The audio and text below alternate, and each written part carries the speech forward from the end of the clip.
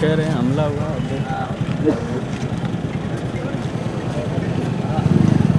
अरे मंगने की ढाणी सर, अरे वो पुलिस कह रही है 10 किलोमीटर बाड़मेर से। ये स्कॉर्पियो गाड़ी है, वो आगे से छठी तरफ कांच वाच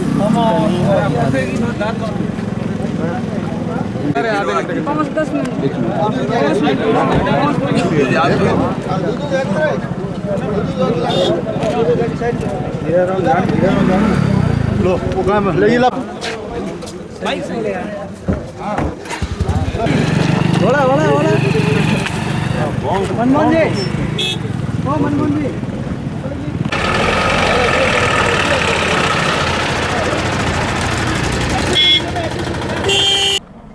आज हमारी चुनावी सभाएं थी मगने की ढाणी, इधर गाड़ाबेरी सेवकर रावतसर, 4-5 मीटिंगें थी।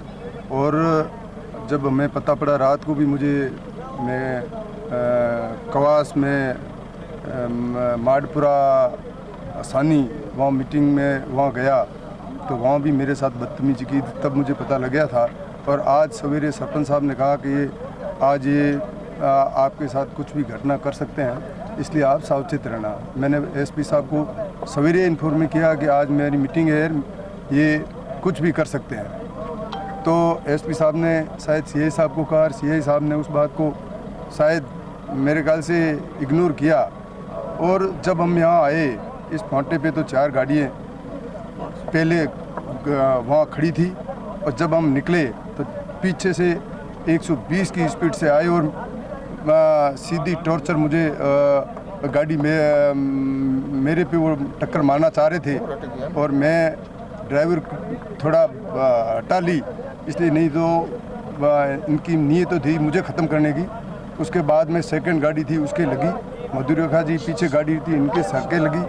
और इनका एक ही प्रोग्राम है कि किसी तरह से झगड़ा करना और मारपीट करना, बूथ कैप्चर करना, बाड़मेर में जो व्यवस्था है कानून व्यवस्था उसको हाथ में लेना। और मुझे कहते हुए शर्म आती है, 4 बार जो एमपी रहा और इस निचले स्तर पे आ गए कि किसी को मारना, गालियाँ निकालना। वो जब इस ढंग से जो ये चल रहा है प्रजातंत्र में, मुझे उम्मीद है कि इस ढंग से ये लोकतंत्र का जो हर्ष हो रहा है।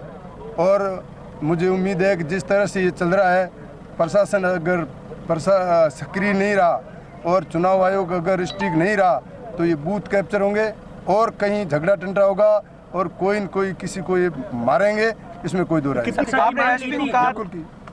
लिखित में मैंने पहले बात की, लिखित में की कि ये कुछ भी कर सकते हैं। तब मुझे एक जरूर गार्ड पहले दिया था। और उसके बाद में जब मुझे ये पता रात को मेरे पास घटना हुई, उससे पहले भी कर्नल साहब ने आपके फेसबुक आईडी पे भी देख लो कि मैं पहले ही इसका इलाज करूँगा बनेगा। तो उनका पहले से ही है, जो जोधपुर डिवीज़न के सारे लड़के नौजवान सब इन्होंने जो बाड़मेर मंगा दिया है। और हर बूथ माते हर जगह इन गुंडों को गाड़ियाँ दे के भेजा है। और ये बूथ कैप्चर करने के लिए, मीटिंगें नहीं करने के लिए, और ये बाड़मेर का किस तरह से वातावरण बिगड़े और टॉर्चर करने के लिए कर्नल साहब ने ये सारी व्यूह रचना रची है। और ये मैं चुनाव आयोग से भी शिकायत करूंगा, कलेक्टर साहब को और एसपी साहब को मैं कह चुका हूं कि तुरंत अगर रोका नहीं गया तो ये चुनाव होना, निष्पक्ष चुनाव होना मुश्किल। आज कितनी गाड़ियाँ थी और कितने लोग थे? करीबन 4 गाड़ियाँ थी और उसमें हर गाड़ी में लोग थे। अब वो उसमें मुझे 2-3 नाम तो याद है। जो कौन उसमें एक विष्णुराव में, एक कोई हीराराव में, और वो फास्ट स्पीड में गए। अब उसके साथ चारों गाड़ियों में लोग भरे हुए थे पूरा, तो मुझे अभी पता करूँगा।